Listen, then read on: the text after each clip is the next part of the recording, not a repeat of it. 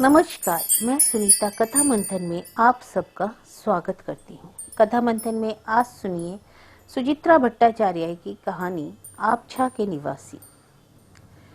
एक सूखे हुए पेड़ के नीचे आबछा आने वाली आखिरी बस निर्भीक बाबू को उतारकर चली गई। निर्भीक बाबू बस की रेड बैक लाइट को एकटक देखते रह गए जब तक कि वो धुंधला नहीं गई, अंधेरे में विलीन नहीं हो गई।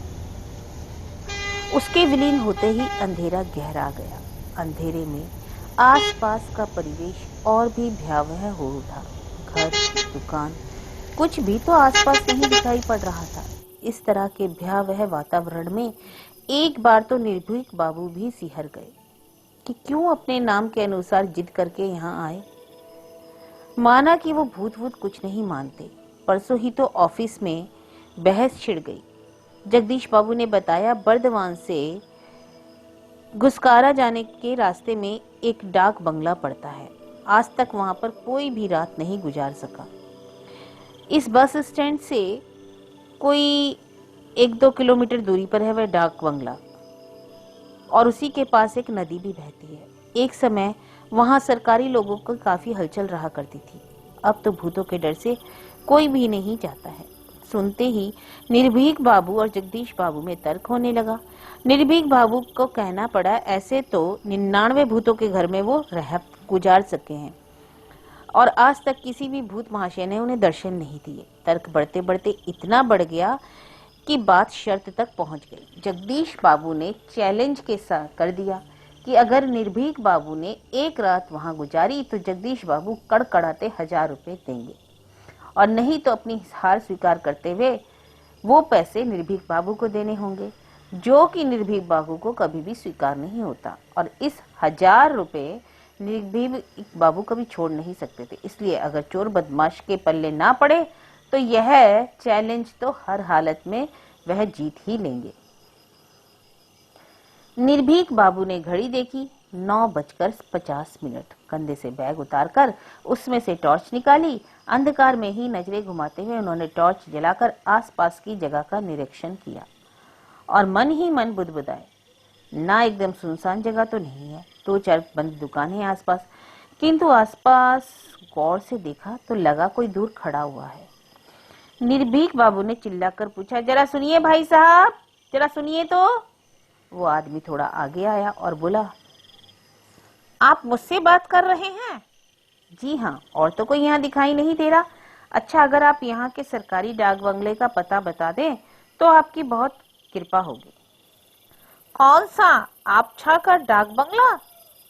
मतलब? निर्भीक बाबू ने पूछा। जी हाँ, वह डाक बंगला जहाँ पर है उस जगह का नाम ही तो आबछाया है।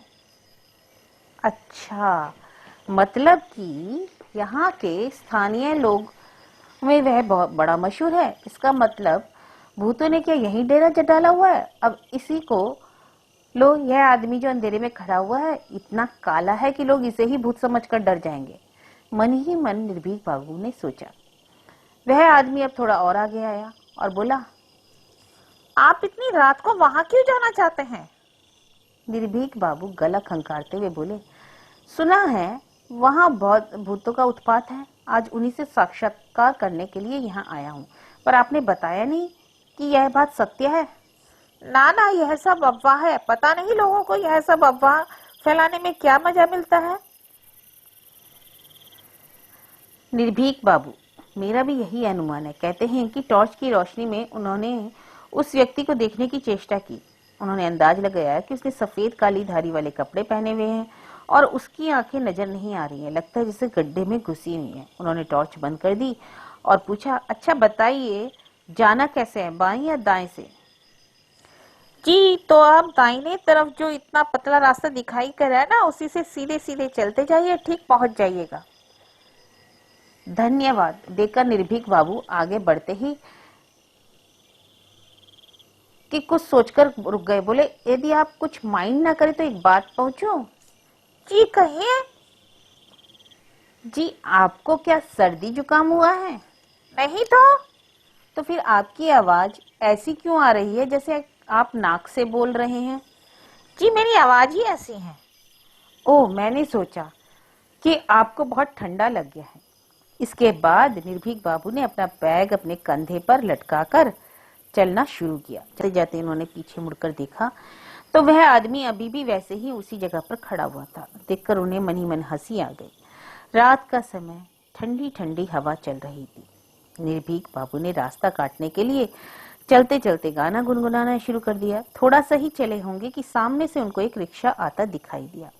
अंधेरे में ऐसे लग रहा था कि रिक्शे को कोई चला ही नहीं रहा, वो अपने आप चल रहा है। एकदम हैरान रह गए, क्योंकि जब रिक्शा नजदीक आया तो देखकर एकदम स्तंभित रह गए। एकदम काला आदमी अपनी काली लुंगी पहनकर रिक्शा चला रहा था। निर्भीक बाबू को देखकर ही रिक्शे वाले ने रिक्शा रोक दिया।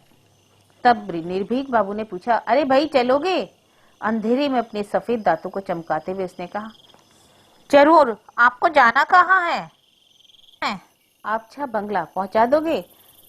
जरूर, आप ही की तरह कितने लोगों को मैंने वहां तक पहुंचाया है, चलिए। निर्भीक बाबू में रिक्शे में बैठते ही रिक्शे वाले ने रिक्शा घुमाया और चुपचाप चलने लगा। किंतु निर्भीक बाबू चुप रहने वाले आदमियों में से तो थे नहीं। उन्होंने बोलने शुरू किया, भाई तुम्हारा नाम क्या है? मेरा नाम जानकर आप क्या करोगे? फिर भी सुने तो सही भी, तुम्हारा नाम क्या है? मदन। अच्छा मदन, इतनी रात को खाली रिक्शा क्यों चला रहे हो? ये आप कह रहे हैं मैं इतनी रात को रिक्शा चलाता हूँ, क्या पता कब किसको जरूरत पड़ जाए, जैसे आज आपको पड़ गई। निर्भीक बाबू ने सोचा, वह क्या बात है, पर आधी रात को इसे देखकर वो लोग जो भूत में विश्वास करते हैं वो तो डर ही जाएंगे ना, इसको देखकर भूत ही समझेंगे। लकीली निर्भीक बाबू ने कभी डरना नहीं सीखा, नहीं तो इतनी रात में इसकी एकाएक प्रकट होना और वो भी देखकर तो इंसान डर ही जाएगा। किंतु तभी रिक्शे वाले ने पूछा, अच्छा बाबू, आपछा के बंगले पर आपका क्या काम है? ऐसे ही जा रहा हूँ, सुना है वह भूत बंगला है। झूठ, एकदम झूठ, सब लोग उस जगह को पता नहीं क्यों बदनाम करते हैं। किंतु अब निर्भीक बाबू ने और गौर किया कि उसकी आवाज भी नाक से आती हुई देखकर उन्होंने पूछा कि तुम्हें भी कोई नाक की समस्या है या ठंड लग गया है? नहीं तो क्यों बाबू? तुम्हारी आवाज भी नाक से अजीब जैसी लग रही है। वो तो बाबू बहुत दिनों से, जब से यहाँ है, नदी में बाढ़ आई थी ना, तभी से मेरे को ठंडा लग गया था, तभी से ऐसी आवाज आती है। नदी में बाढ़ आई थी, तो उस बाढ़ से तुम्हारे नाक का क्या संबंध है? संबंध तो बोल नहीं सकता, पर तभी से सबकी आवाज जो है नाक से आने लगी। बात करते करते रिक्शा बहुत तेजी से चला रहा था वो आदमी। दो साइड से बांस के जंगल, सब जंगल होके जा रहे थे और थोड़ी ही देर में एक बड़े से लोहे के गेट के सामने उसने रिक्शा रोका और बोला, ये लीजिए मोशाय, हम लोग आ गए। रिक्शा से उतरकर निर्भीक बाबू ने मनी बैग निकाला और उससे पूछा, कितना दूं? छी छी छी छी, क्या बोल रहे हैं? आप हमारे आपछा के अतिथि हैं, आपसे हम पैसा नहीं ले सकते। ये कौन सी बात हुई भाई?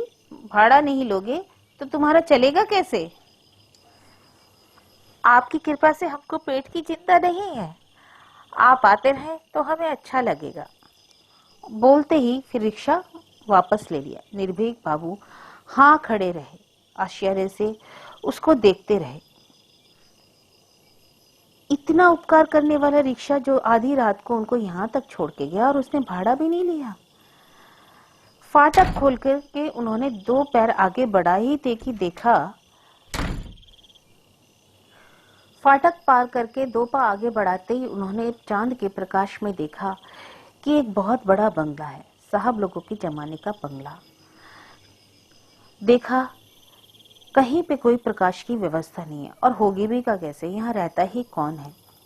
सामने की तरफ बरामदा था, सोचा चांद के प्रकाश में टॉर्च तो है ही है, वहीं चादर निकाल करके बिछा लेता हूँ, और खाना भी वो अपने संग लेकर ही आए थे, खाने का कोई जरूरत भी नहीं थी।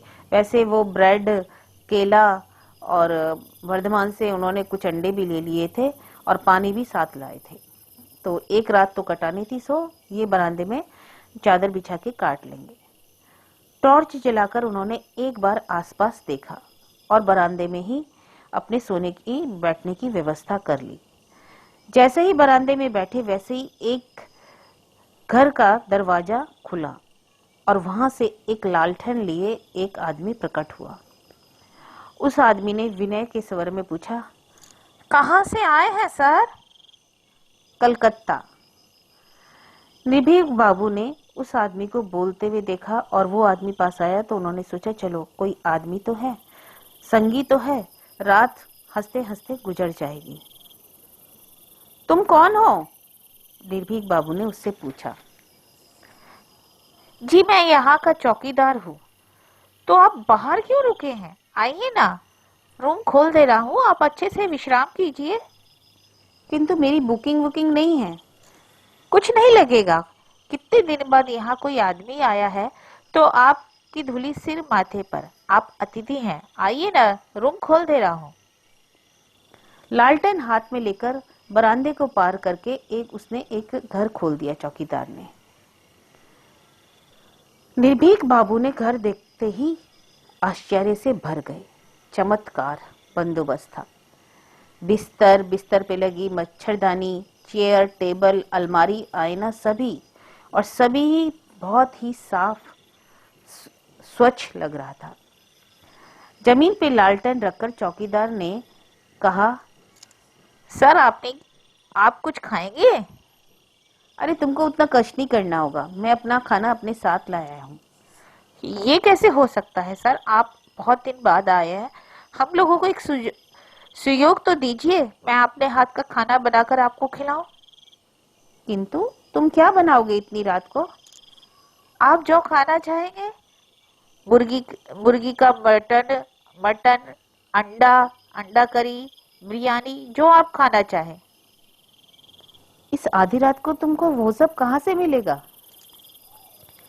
ठीक जुट जाएगा सर, आप बोलिए तो सही, आप छा का चौकीदार हो, क्या नहीं कर सकता। निर्भीक बाबू को कुछ समझ में नहीं आया। आश्चर्य से होकर के बोले, करी और बिरयानी बनाओ। ठीक है, जो हुकुम सर, 1 घंटा लगेगा। तो बनाओ, तब तक मैं इधर उधर थोड़ा घूम आता हूँ। भूत बंगला का भूत भविष्य तो देखना ही पड़ेगा। चौकीदार बहुत आहत हो गया और आहत स्वर से बोला, आप भी इस भूत बंगला पे विश्वास करते हैं सर? अरे मैं तो ऐसा ही सुनकर आया हूँ कि यहाँ का बहुत भूतों का उपद्रव है। छी छी छी छी छी, ये सब बदनाम है, अफवाह फैलाई है। आप देखिए, यहाँ कुछ आपको नजर आता है? अगर आपकी सेवा में कोई त्रुटि रह जाए तब आप कहिएगा। प्रथम से ही निर्भीक बाबू एक बात को ध्यान दे रहे थे कि यहाँ हर आदमी, यहाँ तक कि इस चौकीदार का स्वर भी कैसा नाके स्वर था जो खचखच खचखच करके उनको सुनाई दे रहा था। और उन्होंने कुछ प्रश्न नहीं किया। बोला, हो सकता है कि यहाँ के सभी लोगों की आवाज ऐसे ही हो गई है, तो इसमें कोई शक नहीं है।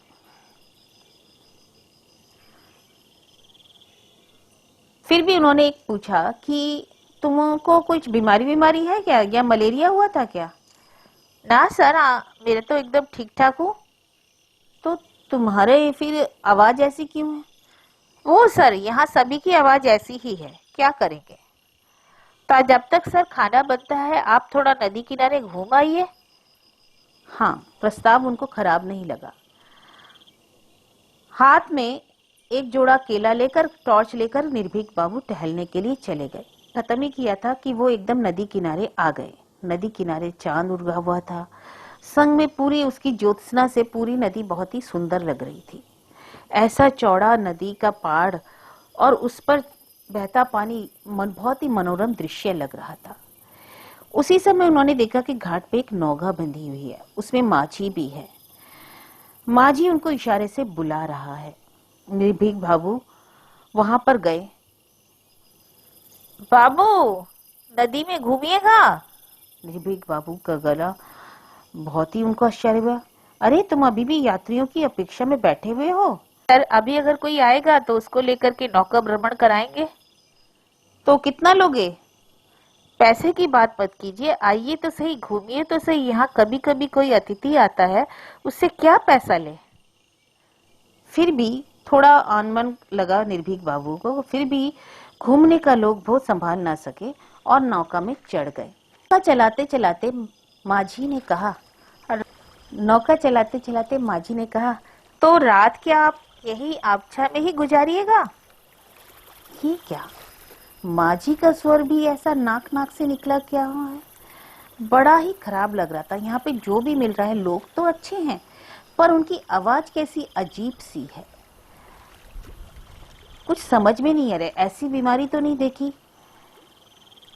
उन्होंने अपना अब दूसरा केला खाना आरंभ किया और निर्भीक बाबू ने एक जवाब दिया, सिर्फ सर हिला करके कि हाँ। फिर माझी ने बोला, रात को रहिए ना, आपको बहुत अच्छा लगेगा। हाँ भाई रहूंगा। अच्छा, सब यहाँ बोलते हैं यहाँ के भूतों का बहुत उत्पात है, यहाँ पे कोई एक रात गुजार नहीं सकता, ऐसा ही है क्या? कैसी बात करते हैं, कितनी अफवाह पे आप विश्वास करते आ रहे हैं। आप ही बताइए, वो जो रास्ते में खड़े आदमी था, उसने आपको ठीक ठाक रास्ता बताया था कि नहीं बताया था? अब इसके बाद आप मदन की रिक्शा में चढ़े, उसने ठीक ठाक आपको रास्ते में पहुंचा दिया कि नहीं पहुंचा दिया? फिर भी आप कैसी बातें करते हैं। फिर अब ये जो चौकीदार आप जहाँ रह रहे हैं, वो मलेरिया से भूख भूख करके मरा, उसके बाद भी वो आपके लिए मटन करी और बिरयानी बना रहा है, उसके बाद भी आप ऐसी बातें कर रहे हैं। सुनते ही निर्भीक बाबू एकदम आश्चर्यचकित रहे। हैं? क्या बात कर रहे हो तुम? क्या मेरे को भूतों का डर दिखा रहे हो? ना बाबू ना, मैं क्यों आपको भूतों का डर दिखा रहा हूँ? भूतों का डर दिखाता तो क्या मैं आपको नौका में घुमाने लाता? आपका गला नहीं दबा देता? देखिए इस तरह, इस तरह, इस तरह। बोलते बोलते एक माझी का एक हाथ इतना लंबा हुआ कि प्राय 5 हाथ दूर बैठे निर्भीक बाबू के गले तक पहुंच गया, और वहां पहुंचते ही उसने निर्भीक बाबू का गला दबाते हुए कहा, देखिए सर, हम लोग अगर भूत होते तो क्या आपको इस तरह का डर दिखा के मारते? बस उसके कुछ दिन बाद आजकल ये बस स्टॉप, जो आबचा का बस स्टॉप है, वहां पे एक आदमी रोज खड़ा रहता है। उसका नाम है निर्भीक सिंह। और जब भी कोई यात्री उस बस से उतरता है, उसको एक ही नाक से स्वर सुनाई देता है। पे एक आदमी खड़ा रहता है और बोलता है, आबछा चलेंगे भाई, आबछा। वहां चलिए, देखिए कोई भी भूत नहीं है, विश्वास कीजिए।